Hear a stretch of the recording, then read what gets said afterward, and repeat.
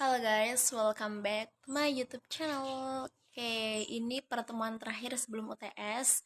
So, kita akan membahas pertanyaan-pertanyaan yang ada di buku Aswaja. Oke, langsung ya. Pertanyaan yang pertama. Jelaskan usul al-khomsah, Mu'tazilah, dan kelemahannya. Sesuai dengan namanya, usul al-khomsah yaitu ada 5. Yang pertama ada tauhid, yang kedua ada prinsip adal, yang ketiga ada prinsip al-wa'ad wa al-wa'id atau janji dan ancaman. Yang keempat, prinsip al-manzilah baina al-manzilatain, tempat di antara dua tempat. Dan yang terakhir, yakni prinsip amar ma'ruf nahi mungkar. Oke, prinsip yang pertama yaitu tauhid. Menurut Mu'tazilah, tauhid tauhid di sini adalah penafian terhadap sifat ma'ani Allah, yaitu kudrah, iradah, ilmun, hayat, sama, basar, dan kalam. Bukan menafikan seluruh sifat Allah seperti nafsiyah, salbiyah. Namun sifat ma'ani adalah sifat yang wujudnya nyata. Artinya seandainya hijab di hati manusia itu dibuka oleh Allah, niscaya ia akan melihat sifat itu. Oleh karena itu, sifat ma'ani ini memiliki wujud nyata, maka mereka menafikannya. Apabila sifat itu tidak dinafikan, maka akan timbul ta'adud al-qudama atau banyak perkara qadim, yaitu zat Allah yang kudrah, iradah, ilmun, hayah, sama, basar, dan kalam. Kemudian kelemahannya adalah Mu'tazilah menolak sifat-sifat Allah yang berdiri sendiri dengan alasan takut terjebak pada syirik. Kemudian ada tapi kritik utama adalah bahwa ini justru mengurangi kesempurnaan Allah karena menolak bahwa Allah punya sifat seperti ilmu, qudrah, dan iradah serta yang lain. Kemudian usul al-khamsah yang kedua yaitu prinsip al-adl. Dalam pandangan Mu'tazilah, Allah tidak menyukai kerusakan, tidak menciptakan perbuatan hamba, namun mereka melakukan apa yang mereka perintahkan dan meninggalkan apa yang mereka larang sendiri berdasarkan qudrah atau kehendak yang diberikan Allah kepada mereka. Allah menurut mereka Allah menurut mereka hanya memerintahkan sesuatu yang Dia kehendaki dan hanya melarang sesuatu yang Dia benci. Allah mengendalikan setiap kebaikan yang diperintahkannya dan terbebas dari setiap keburukan yang dilarangannya.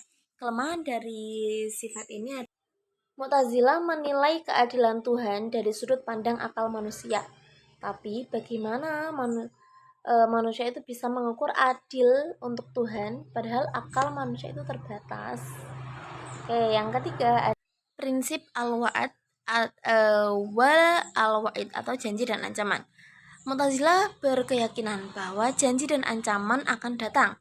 Janji Allah untuk memberikan pahala pasti terjadi. Demikian pula sebaliknya. Ancaman Allah untuk memberikan siksa juga bakal terjadi. Sebagaimana janji Allah untuk menerima taubat nasuha juga akan terjadi. Orang yang berbuat dosa besar tidak akan diampuni kecuali yang bertaubat. Sebagaimana orang yang berbuat kebaikan bakal mendapat pahala. Namun kelemahan dari sifat ini adalah Mu'tazilah meyakini bahwa Allah tidak bisa mengampuni pelaku dosa besar kecuali bertaubat. Karena jika Allah mengampuni tanpa taubat dianggap tidak menepati ancamannya. Tapi ini membuat Allah seolah terikat dengan janjinya secara mutlak dan menafikan sifat rahmatnya yang sangat luas. Sifat yang ketiga yakni ini yang keempat ya, yaitu prinsip al-manzilah baina al-manzilatain, di antara dua tempat. Asy-Syahrastani dalam Al-Milal wa Al-Nihal mengutip pendapat Wasil bin Atha bahwa iman itu ibarat poin-poin kebaikan. Jika poin-poin itu berkumpul, maka seseorang dinamakan sebagai mukmin. Dan itu adalah predikat terpuji. Sedangkan orang yang fasik tidak mengumpulkan poin-poin kebaikan, juga tidak mendapatkan predikat terpuji. Nah, kelemahannya adalah status bukan mukmin, bukan kafir, dianggap ambigu dan tidak jelas, tidak disebutkan secara eksplisit dalam Al-Quran maupun hadis. Dalam praktik, ini bisa menyebabkan kebingungan teologis, bahkan membuka ruang pengkafiran secara tidak langsung. Kemudian yang terakhir ada amar ma'ruf nahi mungkar. Prinsip ini berfungsi untuk menyebarkan Islam dan memberikan pencerahan bagi orang-orang yang tersesat. Juga untuk menangkal serangan orang-orang yang berusaha mencampur adukan talbis antara yang benar dan yang salah. Kelemahan dari sifat ini adalah Mu'tazilah menjadikan prinsip ini sebagai dasar pemberontakan terhadap pemimpinnya yang zalim. Tapi, hal ini bisa menyebabkan instabilitas politik dan kekacauan. Apalagi jika dilakukan tanpa aturan syar'i atau hikmah. Oke, kita lanjut ke pertanyaan yang kedua, yakni jelaskan perbedaan konsep tafwid Wahabi dan konsep tafwid Aswaja. Arti tafwid sendiri yaitu memasrahkan makna kepada Allah. Menurut tafwid Wahabi, Wahabi memaknai kata yad terlebih dahulu dengan makna dohirnya, yakni yad dimaknai tangan, baru kemudian memasrahkan bagaimana tangan tersebut kepada Allah Ta'ala. Misalnya dalam ayat yang menerangkan istiwa bagi Allah, Ar-Rahmanu al arsyistawa, yang bersifat Rahman istiwa di atas arsy. Nah, lafadz istiwa sebelum ditafwid dimaknai dohirnya terlebih dahulu oleh Wahabi. Mereka menentukan makna dohir istiwa terlebih dahulu. Makna dohirnya adalah istaqarra, yaitu bersemayam. Lalu setelah itu mereka mentafwid atau memasrahkan bagaimana Allah Ta'ala bersemayam. Sedangkan menurut tafwid aswaja atau tafwid soleh, para salafus soleh mentafwid atau memasrahkan maknanya lafal istiwa tanpa mengartikan terlebih dahulu ke dalam makna bahasa atau istaqarra, yaitu yang bersemayam. Salafus soleh yang berpendapat yang jelas makna dohirnya lafal istiwa tidak dikehendaki. Lalu apa makna istiwa menurut mereka? Mereka menjawab, amanna billahi wa bima jaa anillahi ala muradillahi min ghairi takyifin wala tamthilin wala ta'dil. Nah, itu ada artinya. Itu menurut tafwid soleh atau aswad.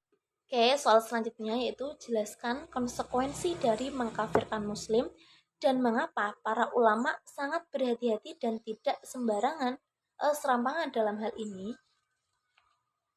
Nah, kenapa mereka berhati-hati dan tidak serampangan? Karena serampangan dalam mengkafirkan adalah hal yang sangat berbahaya. Mengkafirkan seseorang sama saja dengan melabelkan kehalalan darah orang yang dikafirkan, keharaman mensolati, keharaman menikahi, keharaman menguburkannya ke dalam kuburan kaum muslimin, dan menghukuminya kekal di neraka. Karena itulah mereka sangat berhati-hati. Ya, dan soal yang terakhir, jelaskan kelemahan konsep tauhid Wahabi yang membagi tauhid menjadi 3. Konsep tauhid Wahabi sendiri ada 3. Yang pertama, tauhid rububiyah, yaitu mengakui bahwa Allah satu-satunya pemilik, pencipta, dan pengatur alam. Yang kedua ada tauhid uluhiyah, mengkhususkan seluruh bentuk ibadah hanya kepada Allah dan menolak segala bentuk syirik. Dan yang ketiga ada tauhid asma wa sifat, mengimani nama-nama dan sifat Allah sebagaimana disebut dalam Al-Quran dan Sunnah tanpa takwil, tasbih, atau tahlil. Sedangkan kelemahannya adalah konsep pembagian tauhid menjadi 3 tidak dikenal di zaman Nabi Muhammad, para sahabat, atau imam madhab awal. Kemudian ini adalah ijtihad belakangan, yaitu baru populer di abad ke-18 dan tidak ada dalil eksplisit tentang menyuruh membaginya seperti itu. Kemudian ada ulama Ahlus Sunnah wal Jamaah seperti Al-Ghazali, Al-Asy'ari, dan Al-Maturidi hanya mengenal tauhid secara menyeluruh, bukan dibagi-bagi. Jadi seperti itu ya guys, kalau kurang bisa ditambahkan itu.